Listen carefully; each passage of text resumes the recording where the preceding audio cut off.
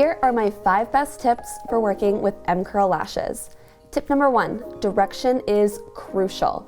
Just like any curl, direction is important, but with M-curl, there's no room for error. Any extension that doesn't match the direction of the other extensions, it will be noticed. Use the iPad isolation technique to isolate the lashes for you so you can focus on direction. Tip number 2, you can place M-curl on the top, side, or bottom of the natural lash. As long as you're keeping your direction in mind, placing the extension anywhere on the natural lash will not ruin the aesthetic of your set. Before I move on to tip number 3, don't forget to give this video a thumbs up, subscribe to our channel, and ring the bell if you want to be notified every time we post new videos.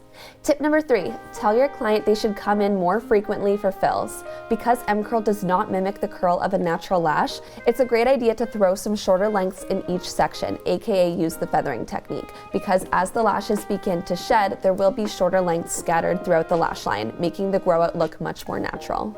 Tip number 4, you can in fact mix curls with M-curl. Specifically, B and C are great options. You just want to make sure that you have a blend section in your set, and that's where you go back and forth between both curls, then transition into your M-curl. If you would like to see a video, I'll link it on the screen in the top right-hand corner. Tip number 5, this curl can be used on any client whether they have straight or lifted natural lashes.